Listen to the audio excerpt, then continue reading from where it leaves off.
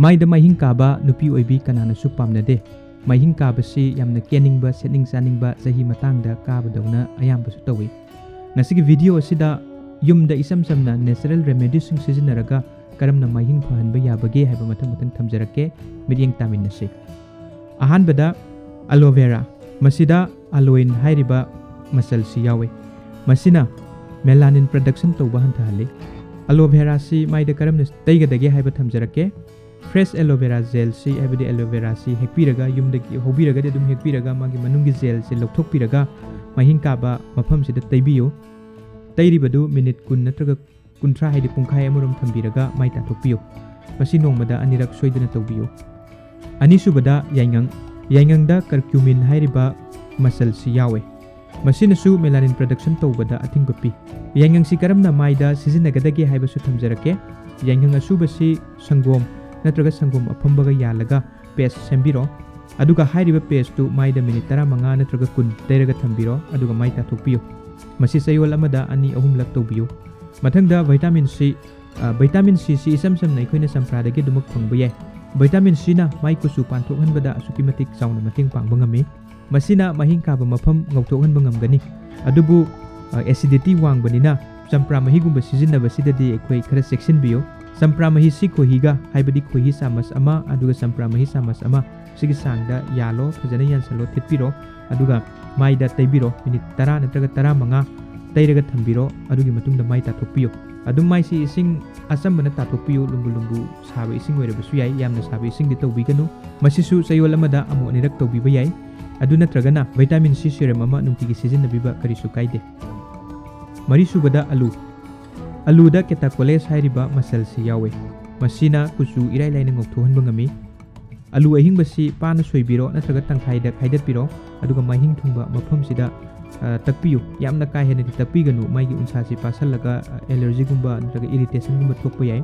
Natragana alu ahingba si mahi sumbiro aduga khohiga yalaga maida minute kun gumba tairaga thambiyo. Masi nungtigi tawbiba yai karisu kaide. Mangasubada green tea da antioxidant yawi haibasi mayamna khangnare. Antioxidant sinasu melanin production hantahale.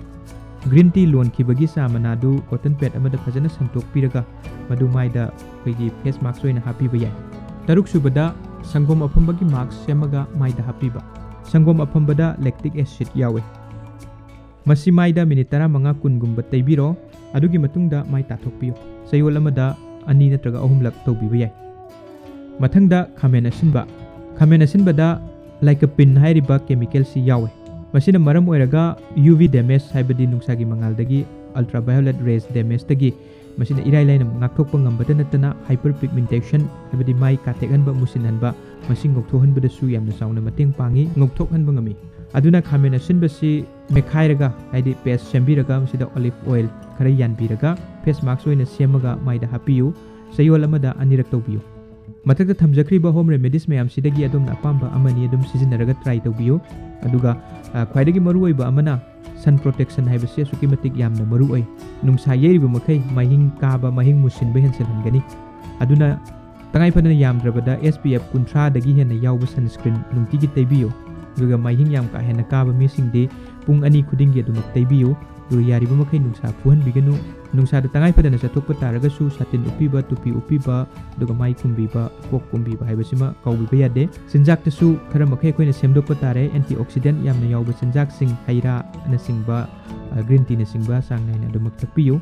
Mathakta thamjakriba home remedies sing asi sangnaina tawbiyo. Amu anirak tawraga tokthoagadi masigi kanaba phangloi. Na tha amani tawraga tokpiganu adum lisang sina tawbiyo masigi kanaba soidina phangani.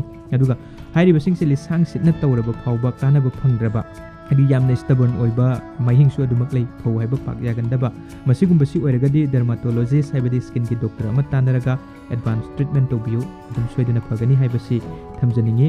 Aduga amana irritation thoktanaba asagi thamjakriba home remedies mayamdu aigi unsaga sanadaba ade aigi allergic tawganba mi oiragadi sanadaba su yai. Aduna hana semaga khoigi best test tawbiyo haidi unsa khutgumba karigumba hana tairaga yengbiyo. Aduga irritation na singba thoktragadi adumak sizinnabiba yare.